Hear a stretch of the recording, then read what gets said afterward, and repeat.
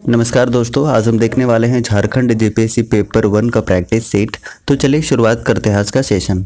आज का पहला क्वेश्चन है, भीमकर ने अपनी राजधानी चूटिया के स्थान पर किसे बनाया था? सही आंसर हो जाएगा ऑप्शन नंबर ए, खोखरा को बनाया था। अब देखिए, नागवंशी राजा की बात करते हैं तो फनी मुकुट राय ने अपनी पहली राजधानी कहाँ बनाई थी? आप लोग को याद होगा कहाँ पर, सूतियाम्बे इन्होंने पहली राजधानी बनाई थी। अब देखिए, सूतियाम्बे के बाद चूटिया किसने लाया था? तो प्रताप राय ने लाया था। ठीक है। अब देखिए, चूटिया के बाद खोखरा कौन लाया था? तो भीमकर्ण ने लाया था। ठीक है। अब देखिए, खोखरा के बाद में दोयसा किसने लाया था? तो याद रखिएगा दुर्जन साल। और दोयसा से सतरंजी लाया था एनी शाह।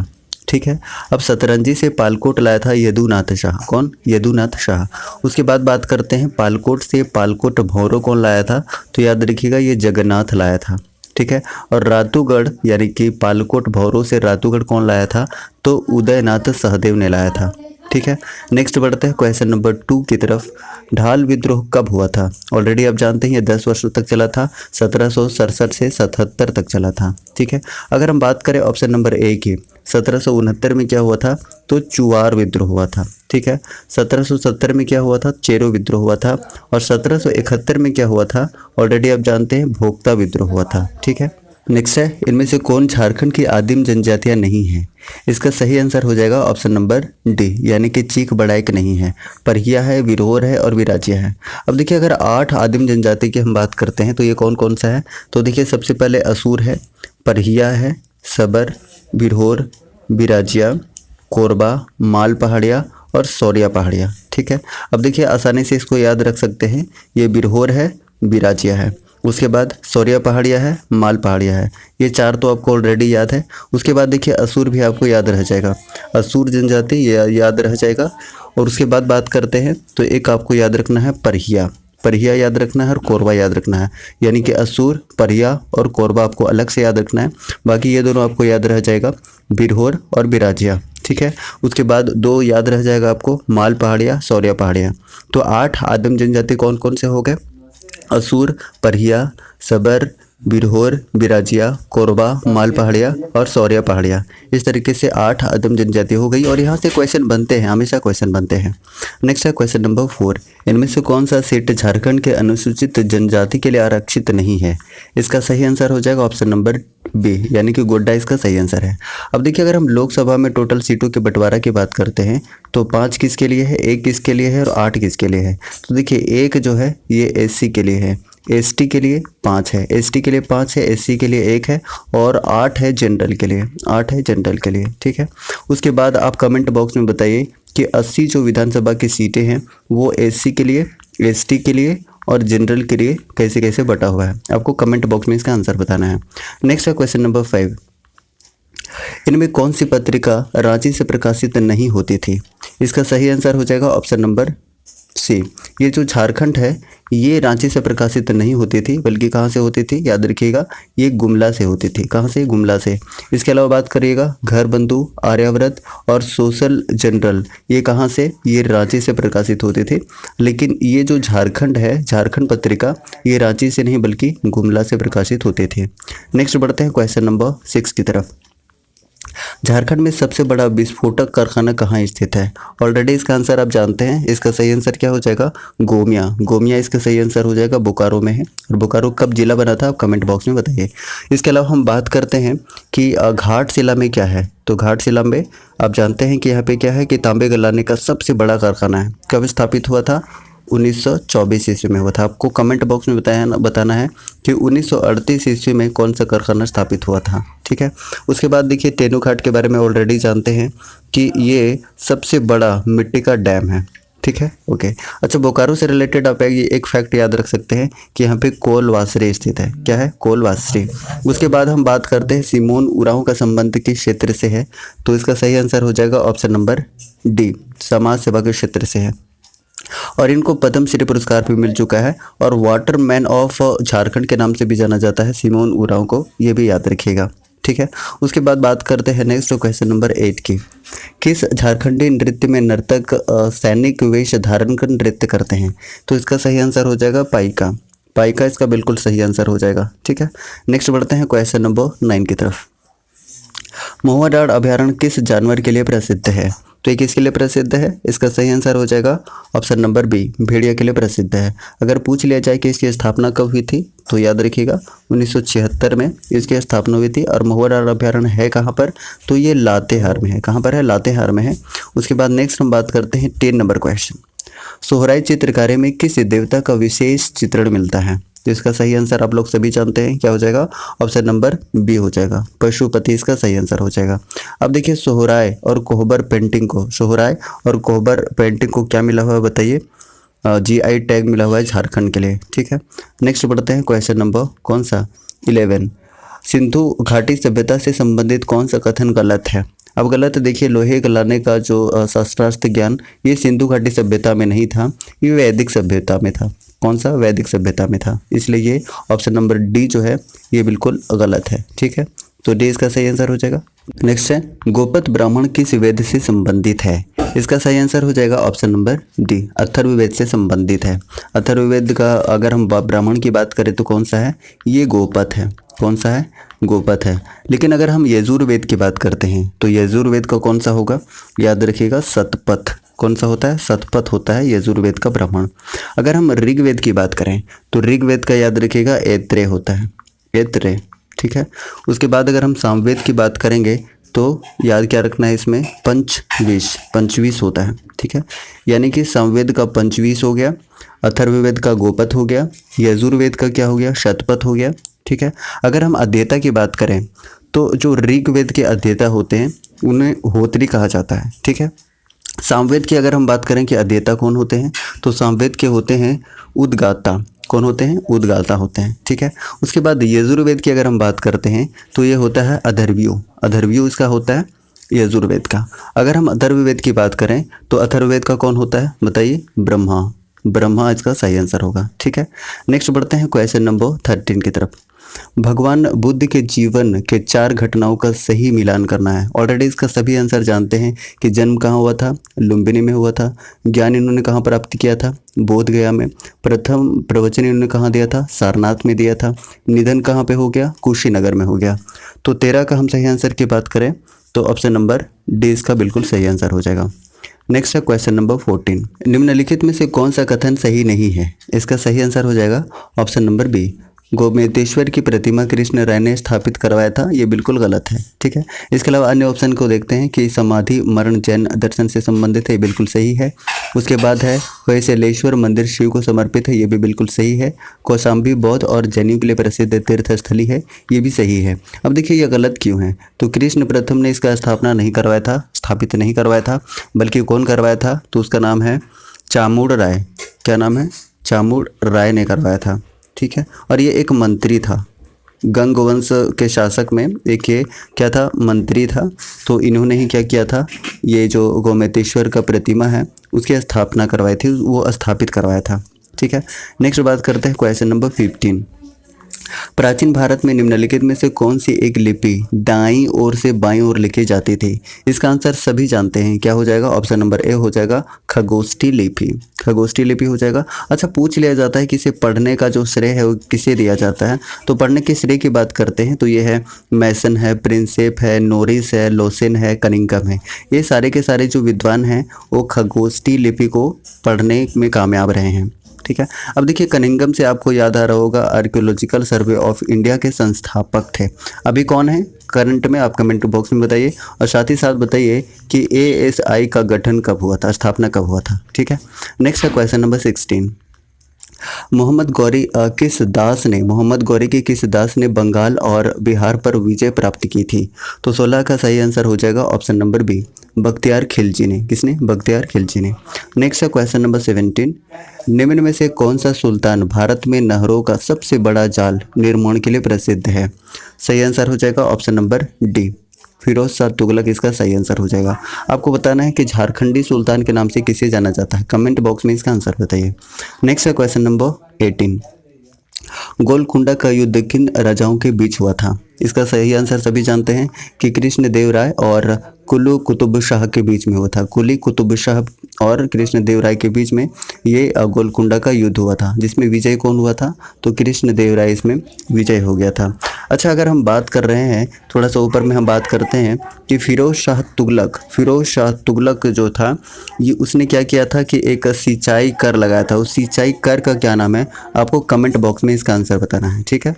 नेक्स्ट है क्वेश्चन नंबर 19।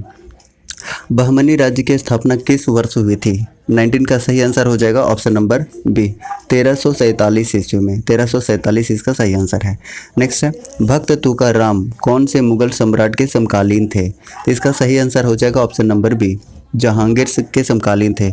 अब देखिए भक्त तुकाराम की अगर हम बात करते हैं टाइम पीरियड की, तो ये क्या था? तो 1608 टू 1649 था। अब देखिए इसके बीच में दो लोगों का शासन काला जाता है, एक तो शाहजहां का आ जाएगा और एक किसका आ जाएगा बताइए? एक आ जाएगा शाहजहां का और एक जहांगीर का, दो लोगों का आ जाएगा। अब देखिए अगर हम शाहजहां की बात करते हैं तो शाहजहां का टाइम पीरियड क्या था? अच्छा, उससे पहले हम जहांगीर की बात करते हैं कि 1605 से 1627 तक किसका था? तो ये जहांगीर का था, ठीक है। और 1627 से 1657 या 58 तक की हम बात करते हैं तो ये शाहजहां का था।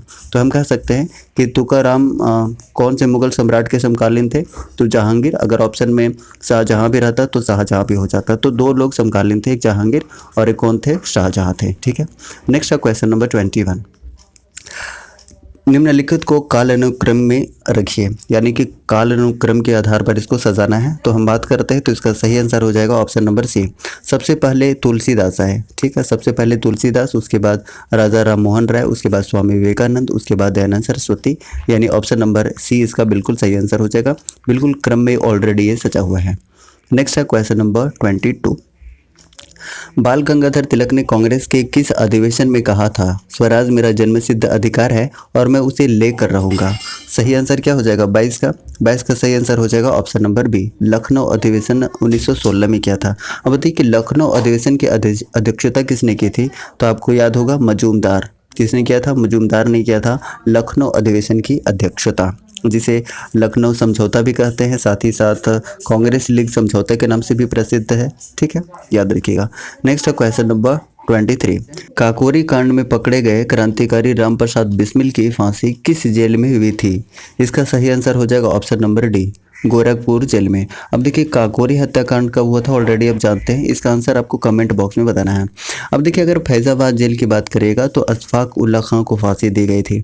उसके बाद इलाहाबाद जेल में बात करिएगा तो रोशन सिंह को, ठीक है। और गोड़ा जेल की बात करें तो यहाँ पे फांसी किन्हें दी गई थी? तो याद रखिएगा राजेंद्र लाहिड़ी को, ठीक है। तो यहाँ से क्लियर हो गया कि रामप्रसाद बिस्मिल गोरखपुर जेल में फांसी दी गई। फैज़ाबाद जेल में बात करें तो किसे दी गई बताइए? अभी हमने बताया था फैज़ाबाद में अशफाक उल्ला खां। उसके बाद इलाहाबाद जेल की बात करें तो इलाहाबाद जेल की हम बात करते हैं तो इसमें रोशन सिंह को दिया गया था। और गोड़ा जेल की बात करते हैं तो राजेंद्र लाहिड़ी को दिया गया था। Next question number 24। Jallianwala Bagh हत्याकांड के लिए जिम्मेदार जनरल ओ डायर की हत्या किसने की थी? तो इसका सही आंसर हो जाएगा option number D, Udham Singh इसका बिल्कुल सही आंसर हो जाएगा। अगर हम बात करते हैं कि उधम सिंह ने जनरल ओ डायर को कब हत्या की थी, तो ये था वो दिन था 13 मार्च 1940 का वो समय था जब इन्होंने लंदन में जाकर जनरल ओ डायर की हत्या कर दी थी, ठीक है। आपको कमेंट बॉक्स में बताना है कि जालियांवाला बाग हत्याकांड कब हुआ था। नेक्स्ट है क्वेश्चन नंबर 25। निम्नलिखित में से किसने महात्मा गांधी की खिलाफत आंदोलन में भागीदारी की भर्त्सना की? तो इसका सही आंसर हो जाएगा option number C, Mohammad Ali Jinnah ने, ठीक है। मोहम्मद अली जिन्ना ने भर्त्सना की थी। उसके बाद हम आगे बढ़ते हैं क्वेश्चन नंबर 26। निम्नलिखित में से कौन सा राज्य पटकाई पहाड़ियों से संलग्न नहीं है? इसका सही आंसर क्या हो जाएगा बताइए? करेक्ट आंसर हो जाएगा ऑप्शन नंबर ए, त्रिपुरा इसका सही आंसर हो जाएगा। अब देखिए त्रिपुरा जो है वो मीजो पहाड़ी से संलग्न है, ना कि पटकाई पहाड़ियों से। अब देखिए पटकाई पहाड़ियों में कौन कौन सा राज्य आ जाएगा हम बात करते हैं तो असम तो आ जाएगा, मिजोरम आ जाएगा, मणिपुर आ जाएगा और मेघालय आ जाएगा और साथ ही साथ नागालैंड, यानी कि AMMN, यानी कि असम, मेघालय, मणिपुर, है ना, मेघालय और नागालैंड। इस तरीके से टोटल जो राज्य हैं वो किस में आ जाएंगे? पटकाई पहाड़ियों से संलग्न क्षेत्र में आ जाएंगे। नेक्स्ट है क्वेश्चन नंबर 27। निम्न में से कौन सा दर्रा सर्वाधिक ऊंचाई पर स्थित है? इसका सही आंसर क्या हो जाएगा? इसका सही आंसर हो जाएगा ऑप्शन नंबर बी, नाथुला हो जाएगा। इसकी हाइट की बात करें तो कितना हो जाएगा? 14,550 फीट, ठीक है, इसका हाइट हो जाएगा। अब हम बात करें कि नाथुला दर्रा कहाँ पर है, तो ऑलरेडी आप जानते हैं कि ये सिक्किम में है। जो ज़िला कहाँ पर है, तो जो ज़िला भी आप जानते हैं जम्मू कश्मीर में है। और रोहतांग कहाँ पर है, तो ये हिमाचल प्रदेश में है। ठीक है, अगर आप जानते हैं तो ऑप्शन नंबर डी चिंगजी दीवान कहाँ का है, आप कमेंट बॉक्स में बताइए। नेक्स्ट है क्वेश्चन नंबर 28। इनमें से कौन सा राज्य अधिकतम राज्य सीमा को छूता है, तो इसका सही आंसर हो जाएगा 28 का ऑप्शन नंबर सी हो जाएगा, उत्तर प्रदेश। और उत्तर प्रदेश की हम बात करें तो ये कितने राज्य को, तो 8 राज्य को और 1 केंद्र शासित प्रदेश को। अब ये इंपॉर्टेंट है कि कौन से केंद्र शासित प्रदेश को, तो आप जानते हैं इसका दिल्ली सही आंसर हो जाएगा। ठीक है, तो एक केंद्र शासित प्रदेश कौन सा है, दिल्ली है। अच्छा, 8 राज्य कौन कौन सा है, तो ये मैप के जरिए आप अच्छे से समझ सकते हैं, लेकिन मैं एक बार बताऊं तो हिमाचल प्रदेश है, उसके बाद हरियाणा है, राजस्थान है, मध्य प्रदेश है, छत्तीसगढ़ है, झारखंड भी है, अपना झारखंड भी है, बिहार भी है और उत्तराखंड भी है।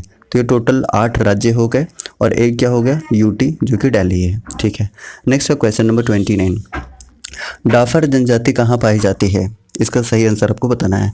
तो इसका सही आंसर हो जाएगा option number B, Gujarat. Gujarat में भी कहाँ, सौराष्ट्र क्षेत्र में पाई जाती है। ठीक है, ओके। नेक्स्ट है क्वेश्चन नंबर 30। अमृतसर और शिमला लगभग एक ही अक्षांश पर स्थित है, परंतु उनकी जलवायु में भिन्नता का क्या कारण है। अब इसका भिन्नता का कारण की हम बात करते हैं तो इसका सही आंसर क्या हो जाएगा, सही आंसर हो जाएगा ऑप्शन नंबर ए, उनकी ऊंचाई में भिन्नता के कारण। ठीक है, अब देखिए हम बात कर लें कि जो शिमला है, शिमला की ऊंचाई कितनी है, तो 2206 मीटर है। ठीक है, जबकि अमृतसर की ऊंचाई की बात करिएगा तो इसका कितना है, 218 मीटर है। तो देख रहे हैं ऊंचाई में परिवर्तन है। ऊंचाई में परिवर्तन के कारण क्या होता है कि उनकी जलवायु में भिन्नता आती है। ठीक है, नेक्स्ट बढ़ते हैं क्वेश्चन नंबर 31 की तरफ। किस अक्षांश पर वार्षिक तापांतर न्यूनतम होता है, तो इसका सही आंसर क्या हो जाएगा, ऑप्शन नंबर ए हो जाएगा, भूमध्य रेखा। अब आपको बताना है कि भूमध्य रेखा को, मकर रेखा को और कर्क रेखा को 2 बार काटने वाली नदी कौन कौन सी है। ठीक है, मैं ऑप्शन दे देता हूँ, कांगो नदी, माहे नदी और कौन सा है, माहे नदी, लिम्पोपो नदी और कांगो नदी। ये तीनों में से इसका आंसर है। तो आपको बताना है कि भूमध्य रेखा को 2 बार काटने वाली, कर्क रेखा को 2 बार काटने वाली और मकर रेखा को 2 बार काटने वाली नदी कौन कौन सी है। नेक्स्ट है क्वेश्चन नंबर 32। कौन सा तरीका मिट्टी की उर्वरता प्राप्त करने की है, तो इसका सही आंसर हो जाएगा फसल चक्र, मिश्रित खेती और बहुफसली खेती, यानी ऑप्शन नंबर डी इसका बिल्कुल सही आंसर है। ये सभी के सभी जो हैं वो मिट्टी के उर्वरता प्राप्त करने के लिए बहुत इंपॉर्टेंट है। नेक्स्ट बढ़ते हैं क्वेश्चन नंबर 33। इनमें से कौन सा बांध चंबल परियोजना का एक भाग है, तो चंबल परियोजना का एक भाग कौन सा है, आपको इसका सही आंसर बताना है। सही आंसर क्या हो जाएगा, ऑप्शन नंबर सी सही हो जाएगा, गांधी सागर। ठीक है, अब अगर हम हीराकुंड बांध की बात करें तो ये कहाँ पर है, उड़ीसा में है, महानदी के किनारे है, ऑलरेडी आप जानते हैं। गोविंद सागर ये भाखड़ा नांगल आप ऑलरेडी जानते हैं, सतलुज नदी। ठीक है, मैथन जानते हैं, ये दामोदर नदी घाटी जो कि बराकर नदी पर है। आपको बताना है कि डीवीसी की स्थापना कब हुई थी, आपको डेट के साथ बताना है। नेक्स्ट है क्वेश्चन नंबर 34। भारत की 15वीं जनगणना के अनुसार कौन से राज्य की आबादी ऋणात्मक विकास दर्ज की गई है, इसका सही आंसर आपको बताना है। तो सही आंसर हो जाएगा Nagaland, option number A. Option number A इसका बिल्कुल सही आंसर हो जाएगा। ठीक है, अब आपको कमेंट बॉक्स में बताना है कि 15वीं जनसंख्या 2021 का जो ग्रैंड डिवाइडर था वो कौन सा ईयर था। ऑप्शन है 1951, 1921, ग्रैंड डिवाइडर ईयर आपको बताना है। नेक्स्ट है क्वेश्चन नंबर 35। भारतीय गन्ना अनुसंधान केंद्र कहाँ स्थित है, इसका सही आंसर क्या हो जाएगा, ऑप्शन नंबर डी हो जाएगा, इनमें से कोई नहीं, क्योंकि ये गन्ना अनुसंधान केंद्र है कहाँ पर, तो ये है लखनऊ में। कहाँ पर है, ये लखनऊ में है। ठीक है, अगर पूछ लिया जाए कि इसकी स्थापना कब हुई थी तो याद रख लीजिएगा 1952, और 1952 से आपको याद आ रहा होगा स्काइपा याद आ रहा होगा, स्काइपा। ठीक है, स्काइपा। ओके, उसके बाद बात करते हैं 36 क्वेश्चन नंबर की। 1946 में संपन्न संविधान सभा के प्रारंभिक चुनाव में भीमराव अंबेडकर ने किस संविधान सभा से निर्वाचित हुए थे। सही आंसर क्या हो जाएगा, option number A. Option number A, पूर्वी बंगाल से ये हुए थे। अब देखिए आपको बताना है कि जनगणना और जनसंख्या किस सूची का है, समवर्ती सूची और संघ सूची कौन कौन से हैं। ठीक है, आपको बताना है जनसंख्या और जनगणना कौन समवर्ती सूची में आता है और कौन संघ सूची में आता है। नेक्स्ट है क्वेश्चन नंबर 37। इनमें से किस अनुच्छेद में पर्यावरण का संरक्षण, वन तथा अन्य जीवों की रक्षा का उल्लेख है, तो 37 का सही आंसर हो जाएगा ऑप्शन नंबर बी, अनुच्छेद 48 के क में, ठीक है। अब देखिए अगर बात करेगा अनुच्छेद 45 की, तो अनुच्छेद 45 में क्या है, तो 6 वर्ष से कम आयु के बच्चों की बाल्यावस्था की देखभाल करना और शिक्षण का प्रावधान है 45 के अंतर्गत। अब 39 के क की बात करेगा तो इसमें क्या है, तो समान न्याय और निःशुल्क विधि सहायता से संबंधित बातें कही गई हैं।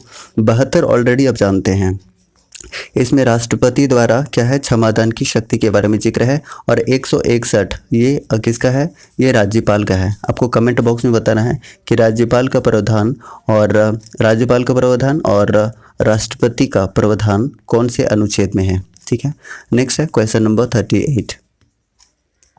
इनमें से कौन सा विषय भारतीय संविधान की संघ सूची से संबंधित नहीं है? इसका सही आंसर हो जाएगा ऑप्शन नंबर ए, कृषि नहीं है। कृषि आपका राज्य सूची है। कृषि क्या है, एक राज्य सूची है। लेकिन बात करिएगा रेलवे, रक्षा और विदेशिक मामले, ये सारे के सारे संघ सूची में आते हैं। किस में आते हैं, संघ सूची में आते हैं। अब देखिए रेलवे जो है ये किस में आता है, ये संघ सूची के अंतर्गत आता है। लेकिन रेलवे पुलिस अगर कह दिया जाएगा, रेलवे पुलिस कह दिया जाएगा या ग्रामीण पुलिस कह दिया जाएगा, तो ये किसका विषय हो जाएगा, ये राज्य सूची का विषय हो जाएगा। तो ये ध्यान रखिएगा, ठीक है। और ऑलरेडी हमने पूछा हुआ है कि जनसंख्या और जनगणना, ये संघ सूची और समवर्ती सूची में कौन कौन से हैं आपको बताना है। Next question number 39। इनमें से कौन सा राज्य सबसे अंत में गठित हुआ था? कौन सा राज्य सबसे अंत में गठित हुआ था? 39 का सही आंसर आपको बताना है। तो इसका सही आंसर क्या हो जाएगा, ऑप्शन नंबर सी, अरुणाचल प्रदेश हो जाएगा। ऐसा क्यों? अब हम अगर ईस्वी की बात करते हैं तो नागालैंड कब बना था राज्य, 63 में बना था, 63 में, 1963 में। मेघालय की बात करिएगा तो मेघालय कब बना था, 1972 ईस्वी में। कब, 1972 ईस्वी में। और हरियाणा की बात करें तो हरियाणा कब बना था, तो ये 1966 में बना था, ठीक है। और अरुणाचल प्रदेश सबसे लास्ट में 1986 में बना था, 1987 में, सॉरी 7 में बना था, ठीक है। नेक्स्ट है क्वेश्चन नंबर 40। निम्नलिखित में से किस एक प्रलेख को किसी व्यक्ति की स्वतंत्रता का महानतम रक्षक माना जाता है? तो 40 का सही आंसर क्या हो जाएगा, ऑप्शन नंबर डी हो जाएगा, बंदी प्रत्यक्षीकरण। आपको बताना है कि टोटल कितने तरह के रिट जारी किए जाते हैं, तो 5 तरह के रिट जारी किए जाते हैं। कौन से अनुच्छेद के तहत, जिसे भीमराव अंबेडकर ने संविधान की आत्मा कहा था, ठीक है, उस अनुच्छेद को आपको बताना है कमेंट बॉक्स में। नेक्स्ट है क्वेश्चन नंबर 41। पंचायत चुनाव में अनुसूचित जातियों के लिए पदों का आरक्षण किस राज्य में लागू नहीं है? सही आंसर क्या हो जाएगा, ऑप्शन नंबर ए इसका बिल्कुल सही आंसर हो जाएगा, अरुणाचल प्रदेश में नहीं है। अब देखिए हम बात करते हैं कि प्रत्येक पंचायत में जो अनुसूचित जाति, अनुसूचित जनजाति के लिए आरक्षण है वो कौन से अनुच्छेद में जिक्र है, तो याद रखिएगा 243 के D1 में, ठीक है, D1 में इसका जिक्र है, ठीक है, ओके। उसके बाद आपको बताना है कि पंचायती राज व्यवस्था का जो निर्वाचन है वो संविधान के किस अनुच्छेद में जिक्र है, ठीक है, आपको संविधान का अनुच्छेद बताना है। नेक्स्ट है क्वेश्चन नंबर 42। ओके, अनुच्छेद 243 के घ के 3 के अनुसार पंचायतों के सभी स्तर पर महिलाओं को कितना आरक्षण प्रदान किया गया है? तो इसका सही आंसर क्या हो जाएगा, ऑप्शन नंबर बी हो जाएगा, 1/3। 1/3 इसका सही आंसर हो जाएगा। और मेरे ख्याल से उसका आंसर भी आपको मिल गया, 243 का डी में है आरक्षण संबंधित, ठीक है। Next question number 43। किसके लिए नौकरशाही एक महाद्वीपीय मूर्खता है? तो इसका सही आंसर हो जाएगा ऑप्शन नंबर डी, थॉमस क्राइयल, ठीक है। Next question number 44। राष्ट्रीय सूचना विज्ञान केंद्र की स्थापना किस वर्ष की गई? तो 44 का सही आंसर हो जाएगा ऑप्शन नंबर सी, 1977 में की गई थी। कब की गई थी? 1977 में। नेक्स्ट है क्वेश्चन नंबर 45। भारतीय संविधान के निम्नलिखित अनुच्छेदों में कौन राज्य की विधानसभाओं के निर्वाचन का प्रावधान प्रस्तुत करता है? तो 45 का सही आंसर हो जाएगा 170। 170 ये क्या करता है कि विधानसभाओं के निर्वाचन के बारे में बात करता है। आपको बताना है कि 124 अनुच्छेद और 324 अनुच्छेद में किसका प्रावधान है, कमेंट बॉक्स में इसका आंसर बताना है। Next question number 46।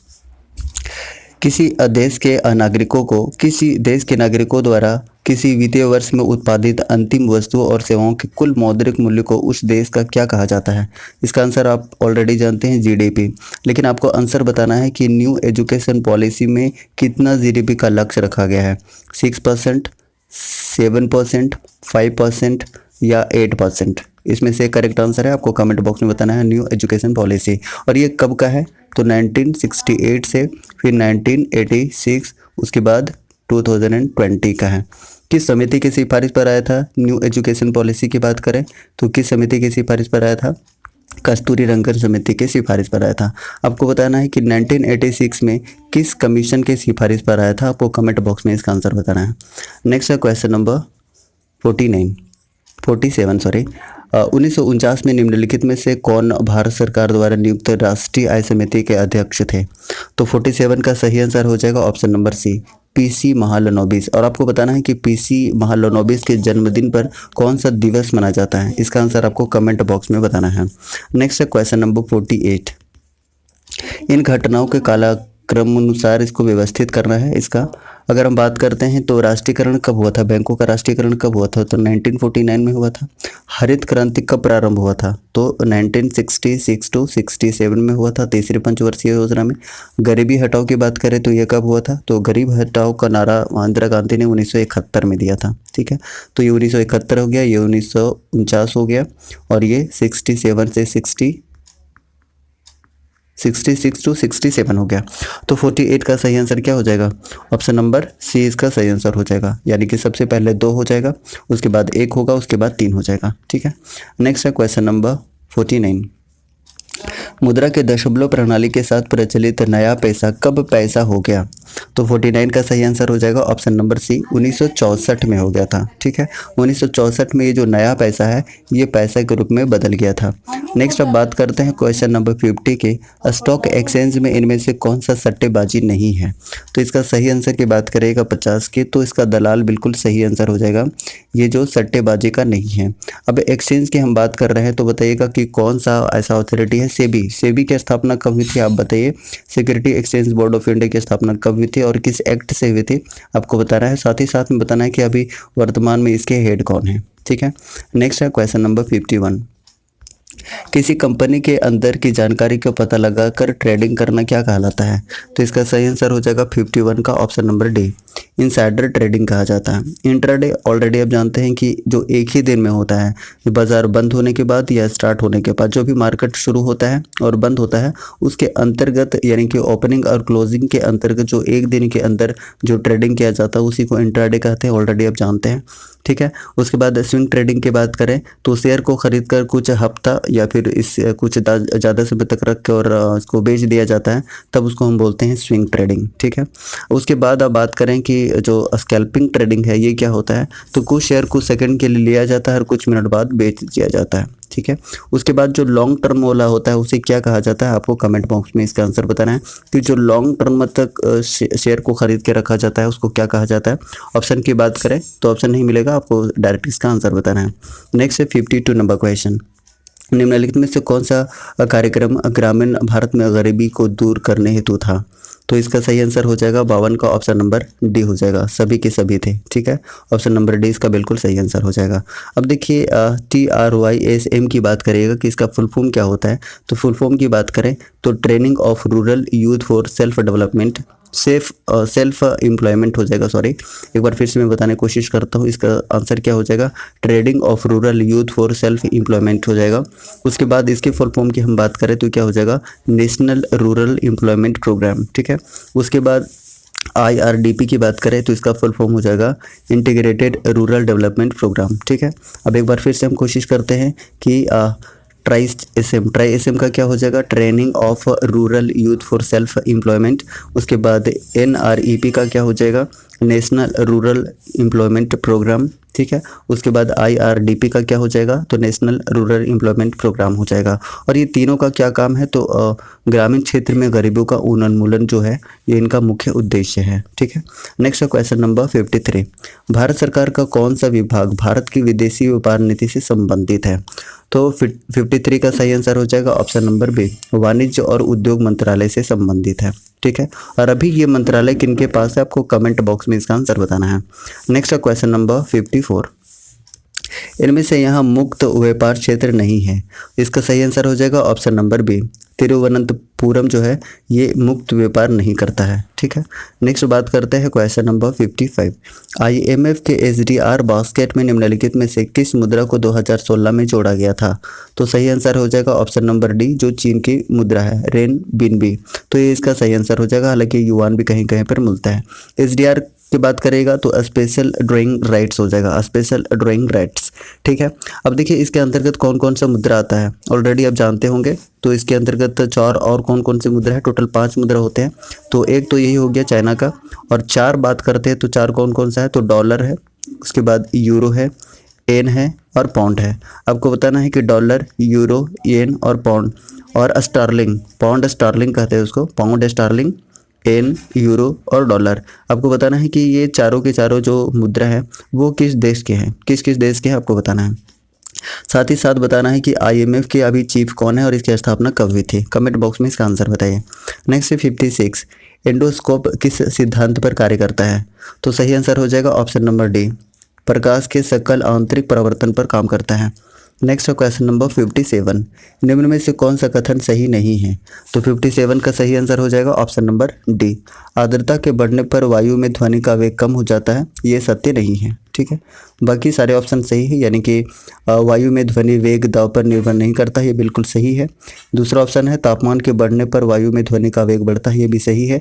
तीसरा भी सही है, आयाम और आवृत्ति के परिवर्तन से वायु में ध्वनि का वेग प्रभावित नहीं होता है, यानी ऑप्शन नंबर डी सही गलत हो जाएगा कि आर्द्रता बढ़ने पर वायु में ध्वनि का वेग कम हो जाता है, तो ऑप्शन नंबर डी इसका सही आंसर है।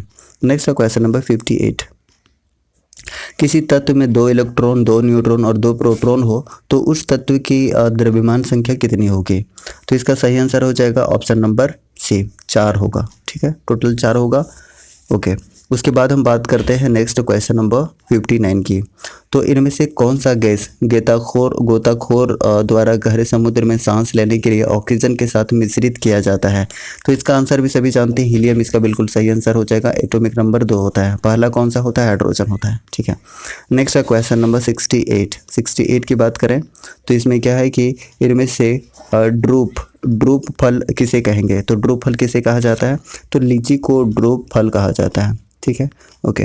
नेक्स्ट है क्वेश्चन नंबर 61, इनमें से कौन सा मानव तंत्र का एक पाचक एंजाइम नहीं है, तो इसका सही आंसर हो जाएगा ऑप्शन नंबर ए, गैस्ट्रिन इसका सही आंसर हो जाएगा। ये एक हार्मोन है, ये क्या है, ये एक हार्मोन है, याद रखिएगा। ठीक है, उसके बाद देखिए ट्रिप्सिन है, टाइलिन है, पेप्सिन है, ये एंजाइम है जिनका स्राव कहाँ से होता है, तो इसका स्राव हम बात करते हैं तो देखिए जो ट्रिप्सिन होता है, ट्रिप्सिन का होता है अग्नाशय से। ठीक है, अच्छा पेप्सिन की बात करते हैं, टाइलिन की बात करें तो ये लार ग्रंथि से होता है, और पेप्सिन कहाँ से होता है, अमाशय से इसका स्राव होता है। ठीक है, ओके। नेक्स्ट क्वेश्चन नंबर 62, नीम कोडेड यूरिया का उपयोग करने के लिए भारत सरकार क्यों प्रोत्साहित करती है, इसका सही आंसर आपको बताना है, तो सही आंसर हो जाएगा ऑप्शन नंबर सी, यह मृदा में यूरिया घुलने की दर को धीमा कर देता है, इसलिए भारत सरकार प्रोत्साहित करती है इसके उत्पादन के लिए, इसके उपयोग के लिए। ठीक है, अब देखिए हम बात करते हैं नेक्स्ट क्वेश्चन नंबर 63 की, तो इनमें से कोल्ड ब्लड एनिमल नहीं है, तो कौन नहीं है, तो सही आंसर हो जाएगा option number D, option number D जो है वो नहीं है, यानी चमगादड़ नहीं है। इसके अलावा मेढक है, ठीक है, उसके बाद गिरगिट भी है, मगरमच्छ भी है, मछली भी है, ये सब कोल्ड ब्लड एनिमल होते हैं। ठीक है, नेक्स्ट बात करते हैं क्वेश्चन नंबर 64 की। ठीक है, 64 क्या है, निम्न में से कौन सा युग्म सही नहीं है, निम्न में से कौन सा युग्म सही नहीं है, 64 का बिल्कुल सही आंसर आपको बताना है, तो इसका सही आंसर क्या हो जाएगा, ऑप्शन नंबर डी, केंद्रीय उपोष्ण उद्यान अनुसंधान केंद्र जो है वो श्रीनगर में नहीं है। ठीक है, तो कहाँ पर है, ये लखनऊ में है। कहाँ पर है, लखनऊ में है। केंद्रीय उपोष्ण उद्यान अनुसंधान संस्थान कहाँ पर है, तो लखनऊ में है। ठीक है, इसके अलावा अन्य ऑप्शन को भी देख लेते हैं क्योंकि इंपॉर्टेंट है। भारतीय सब्जी अनुसंधान संस्थान कहाँ पर है, ये तो वाराणसी में है। भारतीय दलहन अनुसंधान संस्थान ये कानपुर में, और भारतीय गन्ना अनुसंधान संस्थान अभी हमने बात किया था लखनऊ में, कब 1952 में, अभी हमने बात किया था। स्काइपा का भी स्थापना हुआ था 1952 में भी, ये भी हमने बात किया था। स्काइपा जो झारखंड से रिलेटेड है। केंद्रीय उपोष्ण उद्यान अनुसंधान संस्थान की हमने बात किया, कहाँ पर है, ये तो ये भी लखनऊ में है। तो लखनऊ में कौन कौन सा हो जाएगा, ये भी लखनऊ में है, और भारतीय गन्ना अनुसंधान संस्थान भी कहाँ पर है, तो ये लखनऊ में है।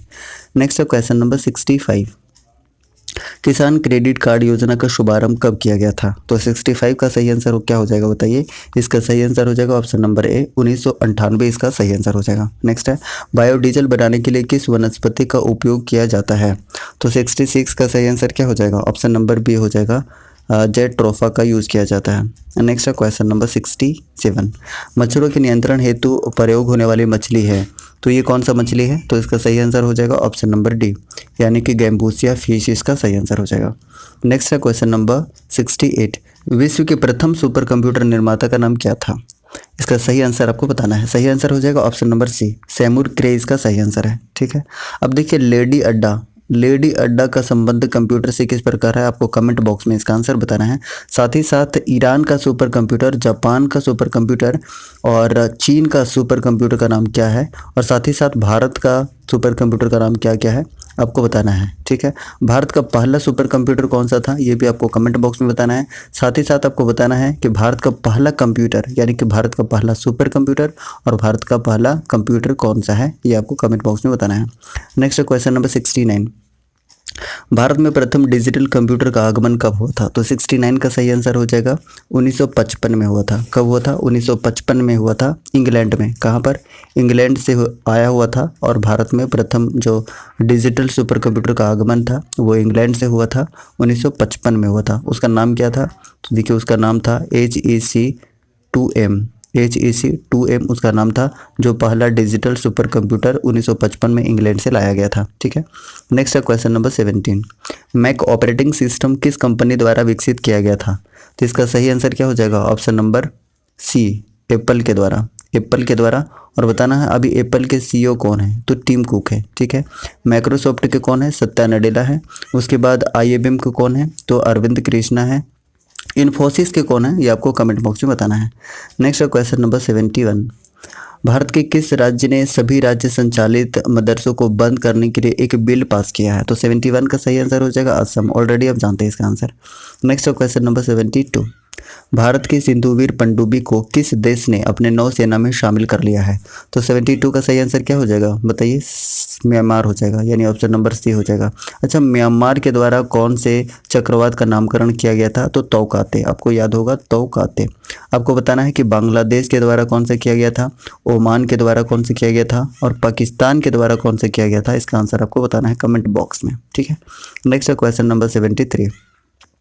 पहला अंतर्राष्ट्रीय महामारी तैयारी दिवस कब मनाया गया 2020 में? तो इसका सही आंसर हो जाएगा ऑप्शन नंबर डी, 27 दिसंबर को मनाया गया। और आपको बताना है कि पर्यटन दिवस कब मनाया जाता है। ठीक है, पर्यटन दिवस। नेक्स्ट है क्वेश्चन नंबर 74। एंड्रिक्स ऑपरेशन जो हाल ही में समाचार पत्रों की सुर्खियों में था, किस संगठन की वाणिज्यिक शाखा है? तो इसका सही आंसर हो जाएगा ऑप्शन नंबर डी, इसरो का है। कौन किसका है? इसरो का है। और अभी सेल के हेड कौन है? सोमा मंडल है। इसरो के कौन है? के सिवान है। और जी सतीश रेड्डी किसके हैं? तो जी सतीश रेड्डी है DRDO के। आपको बताना है कि DRDO का टैगलाइन क्या है। ठीक है, इसका टैगलाइन क्या है आपको कमेंट बॉक्स में इसका आंसर बताना है। ठीक है, और साथ ही साथ बताना है कि भेल की स्थापना कब हुई थी। भेल की स्थापना कब हुई थी इसका आंसर आपको कमेंट बॉक्स में बताना है। नेक्स्ट है क्वेश्चन नंबर 75। किस सशस्त्र बल ने हाल ही में सिक्योर एप्लीकेशन फॉर इंटरनेट नाम से एक मैसेजिंग एप्लीकेशन विकसित किए हैं? तो 75 का सही आंसर ऑलरेडी आप लोग जानते हैं, इंडियन आर्मी इसका सही आंसर हो जाएगा।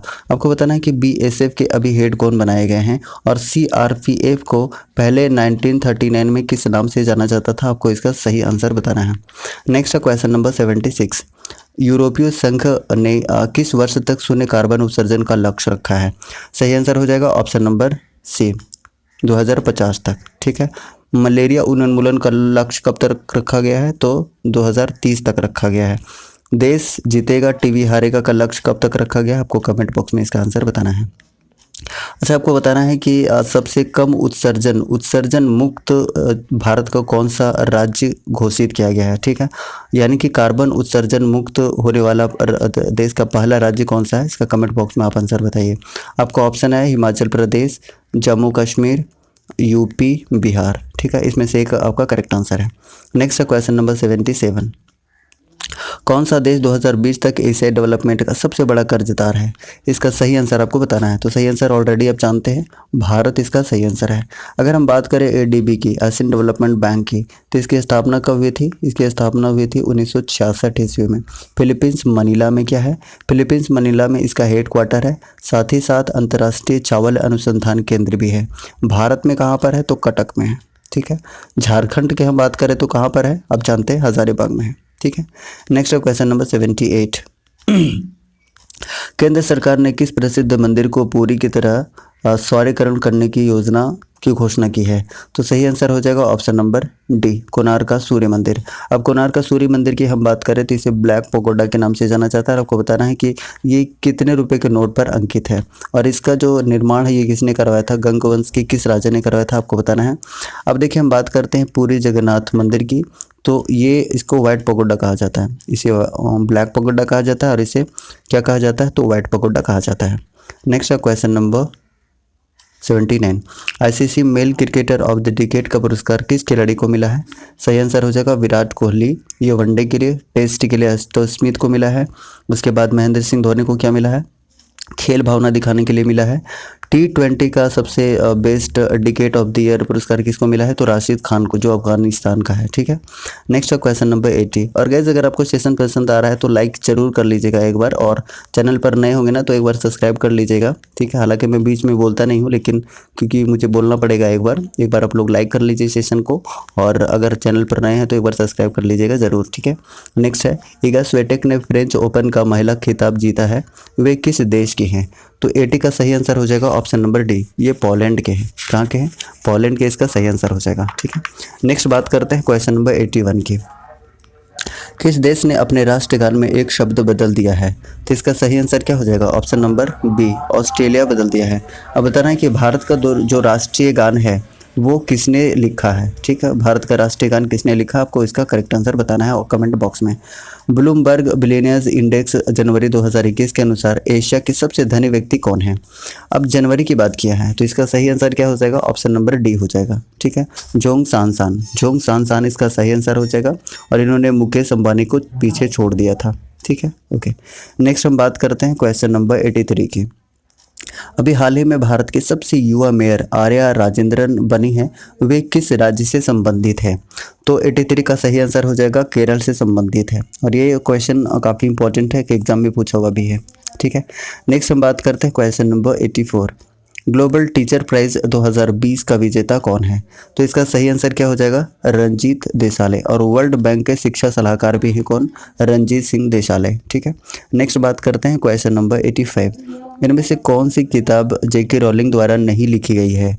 85 का सही आंसर हो जाएगा option number D, the blue umbrella ये जेके रोलिंग के द्वारा नहीं लिखी गई है। इसके अलावा ये तीनों बुक्स लिखी गई है। ठीक है, नेक्स्ट बात करते हैं क्वेश्चन नंबर 86 की। संविधान सभा द्वारा स्थापित मौलिक अधिकारों और अल्पसंख्यकों हेतु सलाहकार समिति के अध्यक्ष कौन थे? इसका सही आंसर ऑलरेडी आप सभी जानते हैं, सरदार वल्लभ भाई पटेल थे। कौन थे? सरदार वल्लभ भाई पटेल थे। और कृपलानी, जेपी कृपलानी मेरे ख्याल से ये झंडा समिति के अध्यक्ष थे। अब कमेंट बॉक्स में बताइए कि ये किसके किसके अध्यक्ष थे? डॉक्टर राजेंद्र प्रसाद, पंडित जवाहरलाल नेहरू और जेपी कृपलानी। नेक्स्ट है क्वेश्चन नंबर 87। वन्य जीव अभ्यारण्य के क्षेत्र में अदम्य साहस दिखाने वाले कौन सा पुरस्कार दिया जाता है? इसका सही आंसर ऑलरेडी आप जानते हैं, सही हो जाएगा option number D, Amrita Devi Bishnoi पुरस्कार। ऑप्शन नंबर डी इसका सही आंसर हो जाएगा। ठीक है, और इंदिरा गांधी पर्यावरण पुरस्कार हाल ही में किसे दिया गया है? आप कमेंट बॉक्स में बताइए। नेक्स्ट हम बात करते हैं क्वेश्चन नंबर 88 की। दाजीगाम राष्ट्रीय उद्यान किस प्राणी के लिए प्रसिद्ध है? तो 88 का सही आंसर हो जाएगा बारहसिंगा के लिए, और ये है कहाँ पर? तो जम्मू एंड कश्मीर में है। कहाँ पर है? जम्मू एंड कश्मीर में है। ठीक है, आपको बताना है कि लद्दाख में भारत का सबसे बड़ा नेशनल पार्क है, उसका नाम क्या है? नेक्स्ट है question number 89। Red data book किन खतरों में स्थित प्राणियों की लिस्ट है? तो इसका सही आंसर हो जाएगा 89 का ऑप्शन नंबर डी हो जाएगा। ये सभी है, यानी कि जानवर है, फुंकी है और पेड़ है, तो ऑप्शन नंबर डी सही हो जाएगा, ये सभी। नेक्स्ट है क्वेश्चन नंबर 90। इनमें से कौन मूंगा चट्टान का क्षेत्र नहीं है? तो सही आंसर हो जाएगा ऑप्शन नंबर बी, जो खंबात की खाड़ी है वो मूंगा चट्टान का क्षेत्र नहीं है, बाकी तीनों है। मन्नार की खाड़ी है, लक्षद्वीप है और अंडमान निकोबार द्वीप समूह भी है। ठीक है, नेक्स्ट है क्वेश्चन नंबर 91। डेविस कप की तरह महिलाओं की टूर्नामेंट है, तो ये कौन सा है? तो इसका सही आंसर हो जाएगा option number B, Fed Cup है। और आपको बताना है कि डेविड कप किस खेल से संबंधित है? इसका सही आंसर आपको कमेंट बॉक्स में बताना है। नेक्स्ट है question number 92। The world beneath his feet किसकी जीवनी है? तो 92 का सही आंसर हो जाएगा option number C, Pullela Gopichand का है। ठीक है, ओके, नेक्स्ट हम बात करते हैं क्वेश्चन नंबर 93। आपदा प्रबंधन अधिनियम को भारत में कब लागू किया गया था? तो इसका सही आंसर क्या हो जाएगा? ऑप्शन नंबर डी हो जाएगा, 2005 में। आपको कमेंट बॉक्स में बताना है कि एनडीआरएफ की स्थापना कब हुई थी, डेट के साथ आपको बताना है, ठीक है। साथ ही साथ आपको झारखंड में बताना है कि झारखंड में भी एनडीआरएफ की स्थापना कब हुई थी, इसका आंसर आपको कमेंट बॉक्स में बताना है। नेक्स्ट है क्वेश्चन नंबर 94। 2020 के ऑस्कर अवार्ड के बेस्ट एनिमेटेड फिल्म का अवार्ड किसे दिया गया है, तो 94 का सही आंसर हो जाएगा option number D, toy story 4 के लिए दिया गया है। नेक्स्ट है क्वेश्चन नंबर 95। सियाचिन हिमनद कहाँ स्थित है, 95 का आपका सही आंसर बताना है, तो इसका सही आंसर क्या हो जाएगा बताइए, सही आंसर हो जाएगा ऑप्शन नंबर डी, नुब्रा घाटी के उत्तर में, ऑप्शन नंबर डी इसका बिल्कुल सही आंसर है, राइट। ओके, फिर बात करते हैं नेक्स्ट क्वेश्चन नंबर 96। 29वां सरस्वती सम्मान वासुदेव मोही को उनकी किस लघु कथा संग्रह के लिए दिया जाएगा, इसका सही आंसर ऑलरेडी आप जानते हैं, इसका सही आंसर क्या हो जाएगा, ऑप्शन नंबर डी हो जाएगा, चेक बुक के लिए। अब आपको बताना है कि 30वां सरस्वती सम्मान भी दिया जा चुका है और 30वां व्यास सम्मान भी दिया जा चुका है, तो आपको कमेंट बॉक्स में बताना है कि 30वां सरस्वती सम्मान और व्यास सम्मान किनको किनको दिया गया है। नेक्स्ट है क्वेश्चन नंबर 97। इनमें से कौन संयुक्त राज्य संघ की संस्था नहीं है, सही आंसर हो जाएगा ऑप्शन नंबर डी, एडीबी हो जाएगा। और एडीबी की स्थापना हमने बताया कब हुआ था बताइए, 1966 में हुआ था। अंतर्राष्ट्रीय लेबर ऑर्गेनाइजेशन के हेड कौन है, तो गे राइडर है। कौन है, गे राइडर है। इसकी स्थापना 1919 में हुई थी। आईएमएफ की स्थापना कब हुई थी और एफएओ की स्थापना कब हुई थी, इसका सही आंसर आपको कमेंट बॉक्स में बताना है, ठीक है। और सेशन गाइस अगर आपको पसंद आ रहा है तो लाइक कर लीजिएगा, चैनल पर नए हैं तो मैं बार बार कह रहा हूँ कि एक बार सब्सक्राइब जरूर कर लीजिएगा, ठीक है। नेक्स्ट है क्वेश्चन नंबर 98। भारत में नियमित जनगणना किसके शासनकाल से मानी जाती है, तो इसका सही आंसर ऑलरेडी आप जानते हैं कि आंसर तो हो जाएगा option number C, Lord Ripon के शासनकाल में नियमित जनगणना शुरू हुई थी। कब शुरू हुई थी, याद होगा आपको 1881 ईस्वी में, ठीक है। लेकिन अगर बात किया जाए कि प्रथम जनगणना कब हुआ था, तो हुआ था कब, 1872 में हुआ था। किसके शासनकाल में, तो लॉर्ड मेयो के शासनकाल में, ठीक है। अब देखिए डफरिन के बारे में आपको क्या याद आता है, यहाँ से याद आ रहा होगा कि डफरिन के दिमाग की उपज क्या है, कांग्रेस, ठीक है। कांग्रेस क्या था, डफरिन के दिमाग की उपज थी। ऑलरेडी हम लोग बात किए थे मॉडर्न हिस्ट्री में। नेक्स्ट है राष्ट्रीय मानवाधिकार आयोग का अध्यक्ष किसे बनाया जाता है, तो इसका आंसर भी सभी जानते हैं, ऑलरेडी हमने डिस्कस किया हुआ है। तो इसका सही आंसर हो जाएगा option number B, supreme court का कोई भी सेवानिवृत्त मुख्य न्यायाधीश जो होते हैं वो राष्ट्रीय मानवाधिकार आयोग के अध्यक्ष होते हैं। अभी वर्तमान में कौन है, तो अरुण कुमार मिश्र हैं। कौन है, अरुण कुमार मिश्र हैं। और आपको बताना है कि जो राष्ट्रीय मानवाधिकार संरक्षण अधिनियम है वो 1993 का जो है वो किस धारा में राष्ट्रीय मानवाधिकार आयोग की स्थापना की बात की गई है और किस अध्याय में बात की गई है, ठीक है। अब देखिए राष्ट्रीय मानवाधिकार बात करते हैं इसके संरक्षण अधिनियम की, तो इसमें टोटल कितने 8 अध्याय हैं और टोटल 43 धाराएं हैं, ठीक है। और यहाँ से क्वेश्चन बनते हैं। नेक्स्ट है इनमें से कौन सा देश अपने मुद्रा बदलने जा रहा है, तो इसका सही आंसर सभी कोई जानते हैं, क्या हो जाएगा बताइए, ऑप्शन नंबर ए, ईरान इसका सही आंसर हो जाएगा। पहले क्या था इसका, तो रियाल पहले इसकी मुद्रा थी और रियाल के बाद ये क्या करने जा रहा है, तो याद रखिएगा तोमान करने जा रहा है। क्या करने जा रहा है, तोमान। ईरान की मुद्रा अब क्या हो जाएगी, तोमान, ठीक है। इस तरीके से गैस 100 क्वेश्चन हमने कंप्लीट कर लिए हैं। आई होप ये सेशन आपको काफ़ी पसंद आया होगा, और पसंद आया है तो प्लीज़ लाइक कर लीजिएगा, और चैनल पर नए हैं तो प्लीज़ चैनल को सब्सक्राइब करके बेल आइकन को प्रेस जरूर कीजिएगा ताकि आपको न्यू वीडियोज़ का नोटिफिकेशन सही समय पर मिलता रहेगा। थैंक यू सो मच, जय हिंद।